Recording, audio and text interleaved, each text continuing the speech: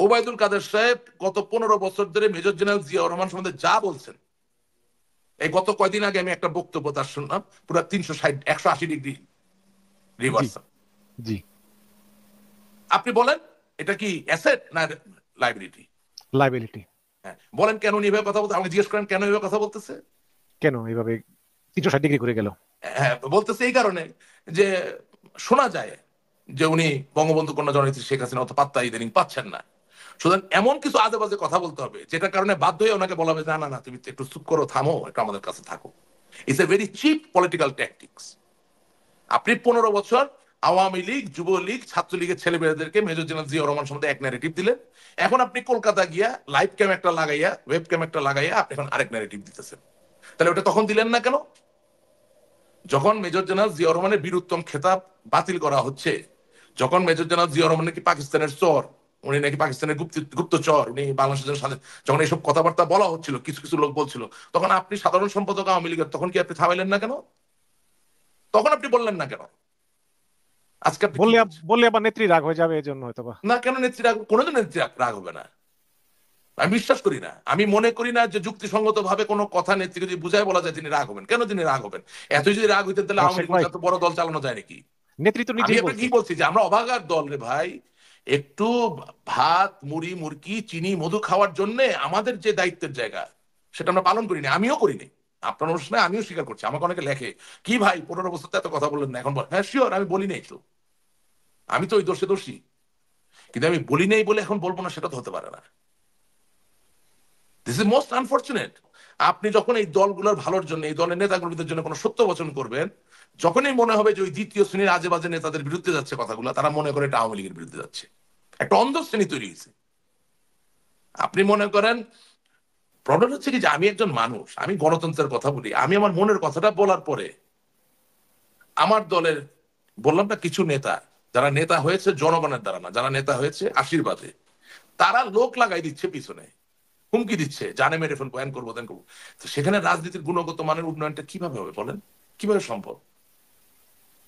It's just not possible. এবং believe you me, আপনারা একটা জিনিস খেয়াল করতেছেন না যে জামাত ইসলামের উত্থানটা মূলত কোথায় হচ্ছে। এই শহর অঞ্চলে ইতিমধ্যেই আগে যে ইজম ভিত্তিক রাজনীতি ছিল, সেটার ব্যাপক পরিবর্তন হয়ে গেছে। কারণ আওয়ামী লীগ বিএনপির কাছ থেকে মানুষ যা চায় সেটা সবসময় পাচ্ছে না। পরিবর্তনটা ধীরে হচ্ছে, কিন্তু হচ্ছে। আওয়ামী লীগকে বুঝতে হবে, আমার দলকে বুঝতে হবে যে সময় পরিবর্তিত, আমাদের রাজনীতিও পরিবর্তিত হতে হবে। বিএনপিকে বুঝতে হবে সময় পরিবর্তিত, ওনাদের রাজনীতি পরিবর্তন আসতে হবে। আচ্ছা, এই রাজনীতির সময়ের পরিবর্তন বলতে কি আপনি বলতেছেন যে আসলে এই জেন জির একটা প্রভাব আছে, সুতরাং এই অবশ্যই পুরো জেনজিকে কি পুরাতন মানসিকতা দিয়ে, শুনেন, এবং এটা আওয়ামী লীগ বিএনপি উভয় উভয় দলের ক্ষেত্রে প্রযোজ্য, যে পরিবর্তন হতে হবে? শুনেন, লক্ষ বছর আগে মনুষ্য সভ্যতার তো উৎপত্তি হয়নি, হয়েছে মাত্র 5,500 5,000 বছর আগে মিশরীয় সভ্যতা দিয়ে। কিন্তু মানুষের উদ্ভব তো তারও আগে, লক্ষ লক্ষ বছর আগে, ঠিক আছে না? তখন মানুষের সবচেয়ে বড় হাতিয়ার বা অস্ত্র ছিল কি? কাষ্ঠ এবং প্রস্তর দ্বারা তৈরি করা বর্ষা। অর্থাৎ তিনি শিকার করার জন্য লোহার ফলাও ব্যবহার করতে পারতেন না, তিনি পাথরের ফলা ব্যবহার করতেন, ঘষে ঘষে পাথরকে চোখা করতেন এবং তার পেছনে একটা কাঠ কোনোভাবে চামড়া বা কোনো কিছু দিয়ে বেঁধে সেটা দিয়ে শিকার করতে যেতেন, ঠিক আছে? এটা ছিল তার মূল হাতিয়ার। যখন এই মানুষ আগুন জ্বালানো শিখে গেল, তখন তো অনেক কিছুর ব্যবহারটা সহজ হয়ে গেল, কারণ আপনি গলাতে পারছেন। হ্যাঁ, এবং হিউম্যান সিভিলাইজেশন টোটাল একটা বড় একটা পরিবর্তনে চলে আসলো। তো আগুনটা হয়ে গেল তখন তার সর্ববৃহৎ হাতিয়ার, ঠিক আছে না? আজকের যুগে আপনি যদি আপনার ঘরের দিকে তাকান, আপনার আপনার সন্তান, আপনার আত্মীয় স্বজন, বাবা মা, সকলের সবচেয়ে বড় হাতিয়ার কি? Telephone, cellphone, mobile phone. Why? Not because you can make a phone call, মানে যেহেতু আপনি ফোন করতে পারেন এই জন্য না, এটা কারণ হচ্ছে এতে ইন্টারনেট নামে একটা জাদু আছে, যে জাদুর কারণে সারা পৃথিবীর এক প্রান্ত থেকে আরেক প্রান্তের সকল তথ্য আপনি পাচ্ছেন। এখন আওয়ামী লীগ একটা কনভেনশনাল দল, ঐতিহ্যবাহী দল, সেই দলের একজন নেতা কনভেনশনাল কথা বলতে গিয়ে যদি মিথ্যা বচন করেন, সাথে সাথে জেনজির যে জায়গাটা আছে তাকে পরিত্যাগ করছে। বিএনপির একজন নেতা, তিনি বিএনপিতে বেগম খালেদা জিয়াকে উপরে উঠাইতে গিয়ে বা তারেক জিয়াকে তেল মারতে গিয়ে একটা মিথ্যা বলে ফেললেন, সাথে সাথে জেনজির ওই কানেক্টিভিটিটা আর থাকছে না, সে সাথে সাথে ওই নেতাকে পরিত্যাগ করছে। এবং এই পরিত্যাগ করার পরে দেখা যাবে ওই দলকেও তিনি পরিত্যাগ করবেন।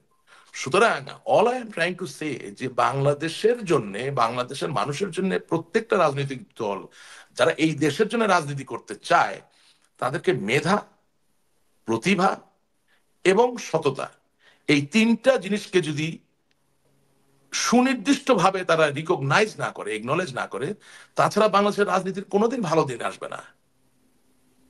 আপনি আমাদের ক্যাবিনেটে, সাবেক যে ক্যাবিনেট, এটা আমার বলতে কোনো অসুবিধা, আমাকে মানুষ যত গালাগালি করুক, যা পারে করুক, কোনো সমস্যা নাই। পূর্ববর্তী যে ক্যাবিনেটে মেধা, প্রতিভা এবং সততা, এই তিনের বড্ড অভাব, আপনি খুঁজেই পাবেন না, একটা নাম বলতে পারবেন না। কিন্তু অনেকে তো অভিযোগ করে যে বিএনপির ভিতরেও এরকম আছে, মানে অনেক হ্যাঁ, সে তার অবশ্যই। পুরাতন ধ্যান ধারণা দুই হাজার নিয়ে এক আছে। সাল থেকে 2006 সালে কি হয়েছিল, একই ব্যাপার। 2001 সাল থেকে 2006 সালে যা হয়েছিল তার ম্যাগনিফাইড রূপ।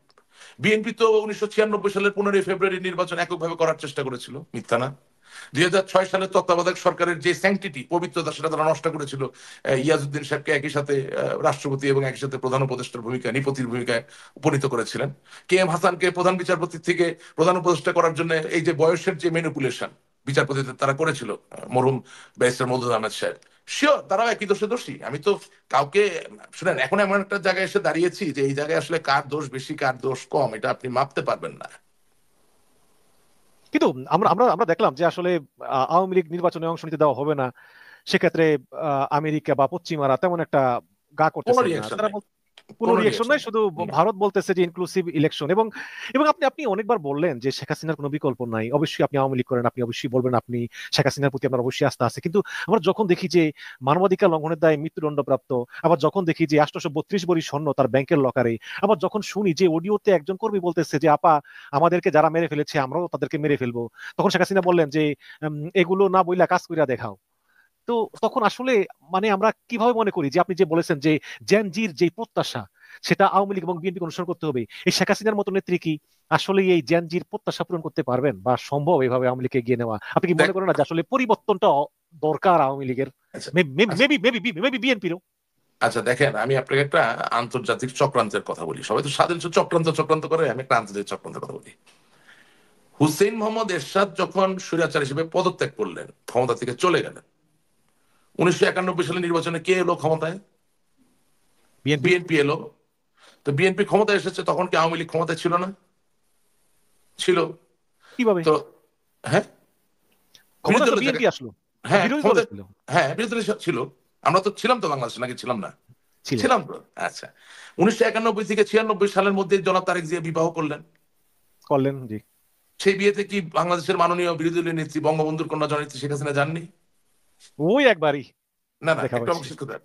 আমি আমার শেষ করে, গিয়েছেন, গিয়েছেন তো। আচ্ছা, বঙ্গবন্ধু কন্যা জননেত্রী শেখ হাসিনার স্বামী, আন্তর্জাতিক ভাবে স্বীকৃত প্রখ্যাত পরমাণুবিদ ডক্টর ওয়াজেদ মিয়া যখন মারা গেলেন, তখন বেগম খালেদা জিয়া কি জননেত্রী শেখ হাসিনার কাছে গেলেন না সহানুভূতি জানানোর জন্য? তাহলে একবার কিভাবে হলো, দুবার হলো, কারেক্ট? আচ্ছা, 1996 সালে, হ্যাঁ, 15 ফেব্রুয়ারি নির্বাচন করার চেষ্টা করেছেন, পারেননি। আওয়ামী লীগ ক্ষমতায় গিয়েছে, যায়নি? গিয়েছে 12 তো। জুন গিয়েছে, জি, জি। 12 জুনে। তা আওয়ামী লীগ ক্ষমতায় গিয়েছিল, বিএনপি কি সদর্পে বাংলাদেশে ছিল না? বেগম খালেদা জিয়া কি বাংলাদেশে ছিলেন তো? আচ্ছা, এর মাঝে অনেকগুলো মিথস্ক্রিয়া হয়েছে, হয় নাই যে তা না, আমি বলতে পারবো।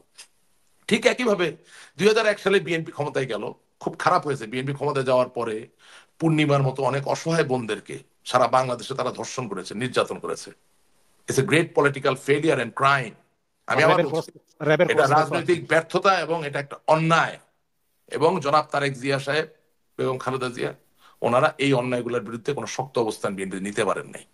তাহলে প্রশ্ন আসতে পারে যে ওনারা কি চেয়েছিলেন এরকম হবে, নাকি তারা কিন্তু ঠেকাতে পারেন নাই? একটু আমাকে সরি, এটা খুব ইম্পর্টেন্ট একটা জায়গা, একটু শেষ করতে দিবেন প্লিজ। তাহলে কি দেখলেন? 91, 96, 2001, বিএনপি আসে, আওয়ামী লীগ আসে, বিএনপি আসে, আওয়ামী লীগ আসে।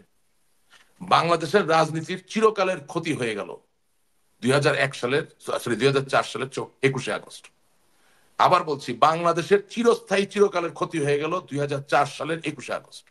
এখন এই যে গ্রেনেড হামলা হলো, এই গ্রেনেড হামলা দিয়ে যে মাননীয় প্রধানমন্ত্রী, তৎকালীন বিরোধী দলীয় নেত্রী, সাবেক প্রধানমন্ত্রী, বাংলাদেশ আওয়ামী লীগের সভানেত্রী বঙ্গবন্ধুর কন্যাকে যে হত্যা করার চেষ্টা করা হলো, আপনি কি মনে করেন না যে এই হত্যাকাণ্ডের চেষ্টা যদি সঠিক তদন্তটা তখন হয়ে যেত, তাহলে চিরকালের এই যে ব্যবধান, আজকে আমরা একে অপরের সাথে সামনে দাঁড়াতে পারছি না, এটা কি তৈরি হতো? কোনোদিন তৈরি হতো না। এখন আপনি বিচার করলেন না কেন ঠিক মতো, এই প্রশ্ন যদি আপনি করেন, তাহলে প্রশ্নের উত্তর হবে হয় আপনি নিজেই গ্রেনেড ফুটিয়েছেন, অথবা যে গ্রেনেড ফুটিয়েছে তার গ্রেনেড ফোটানোতে আপনি খুশি হয়েছেন। রাইট? সো প্রবলেমটা হচ্ছে যে এই এবং আপনার আপনি সমস্যাগুলো। আপনি অবশ্যই জজ মিয়া নাটকের কথা আপনার মনে আছে। না না, আমি জজ মিয়া নাটক গেলে তো ছোট হয়ে, আমি কোনো জজ মিয়া নাটকে যাচ্ছি না। জজ মিয়া তো এগুলো কোনো বিষয়ই না। গ্রেনেড ফুটেছে বঙ্গবন্ধু কন্যাকে হত্যা করার জন্য, বিচারের দায়িত্ব বাংলাদেশের প্রধানমন্ত্রীর। অত লম্বা করবেন না, তাহলে কোনো সমস্যার সমাধানই করতে পারবেন না।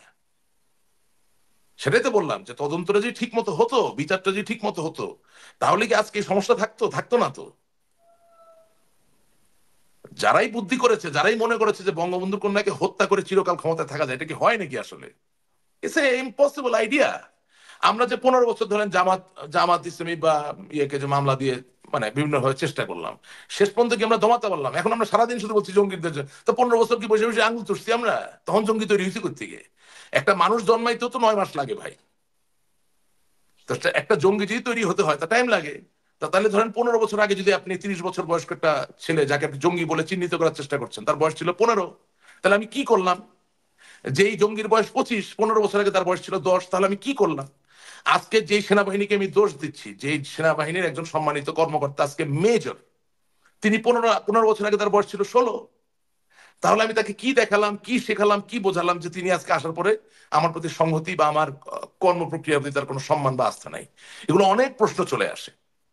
কিন্তু এটাও আসে যে একবার আপনি আমি যখন একে অপরের জিঘাংসার আহ, অভিলাষে একেবারে উন্মত্ত অবস্থা থাকবো, মাতাল থাকবো, এবং সেটাই আমি দেখানোর চেষ্টা করব, তখন একে অপরের প্রতি যে সমঝোতা বা সহমর্মিতা সেটা তৈরি হওয়ার তো কোনো সুযোগ থাকে না। এবং তখনই কিন্তু তৃতীয় কোনো এজেন্সি সুযোগ নেয়। আমি আপনার অনুষ্ঠানে ওইটাই বলার চেষ্টা করছি যে আজকে বাংলাদেশের রাজনীতির রঙ্গমঞ্চে আপনি যাই দেখতে পাচ্ছেন, বাংলাদেশকে সামনে এগোতে হলে ওই আওয়ামী লীগ ওই বিএনপি কে লাগবে দুটোকে। কিন্তু দুটোর ভিতরে এই ব্যবধান কারা তৈরি করছে, এটা যদি দুই দলের সর্ব উচ্চ নেতৃত্ব বোঝার না চেষ্টা করে, তাহলে বাংলাদেশকে আপনিও টকশো করে বাঁচাইতে পারবেন না, আমিও টকশো করে বাঁচাইতে পারবো না। এটাই রিয়ালিটি। না, আমি এবং বলতে চাচ্ছিলাম এবং যে বিএনপি এবং তো, জি বলেন প্লিজ। এবং দুঃখজনক বিষয় হচ্ছে, যিনি সর্বোচ্চ নেতৃত্বে থাকেন তার পক্ষে সবকিছু সবসময় দেখা সম্ভব হয় না, এটা বাস্তব। হ্যাঁ, একজন বাস্তব মানুষ তো। কিন্তু সততার মূল্য কোথায়? যে ওনার অধীনস্থ যারা থাকবেন তারা প্রয়োজন হলে তার নেতার পা ধরে বলবে যে আপনি এটা করবেন না, এটা ভুল হচ্ছে। সেই বলার কোনো লোক নাই। কতগুলা তেলবাজ ফালতু আজে বাজে লোক দিয়া এই দলগুলার দ্বিতীয় স্তর ভরে গেছে।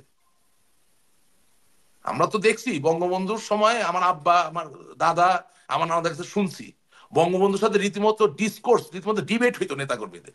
এটাই ওনার শক্তি। হ্যাঁ, উনি উনি সবার নেতা, উনি যা বলবেন তাই হবে, কিন্তু তার নেতারা গিয়ে তার সাথে কথা বলে তার সাথে তর্ক বিতর্ক করতে পারতো। যে বঙ্গবন্ধু এটা করবেন, এটা করবেন না, মুজিব ভাই এটা করবেন, এটা করবেন না, এটা করা উচিত, এটা করা উচিত না। তারপরে হ্যাঁ, উনি সকলের নেতা, তিনি বাংলার অবিসংবাদিত নেতা, তিনি জাতির পিতা, তিনি বাংলাদেশের স্বাধীনতার আহ, কি বলবো দ্রষ্টা। তিনি যে সিদ্ধান্ত নিবেন। প্রবলেম হচ্ছে যে বাংলাদেশের পরবর্তী সময়ে এই দলগুলোর যারা সর্বোচ্চ নেতৃত্বে আছেন তাদের পা ধইরা বা হাতে ধইরা বা তাদের কাছে অনুরোধ করেও বিনয়ের সাথে কোনো বক্তব্যের সাথে দ্বিমত পোষণ করার কোনো লোক তৈরি হয় নাই, কতগুলো আজে বাজে লোক তৈরি হয়েছে।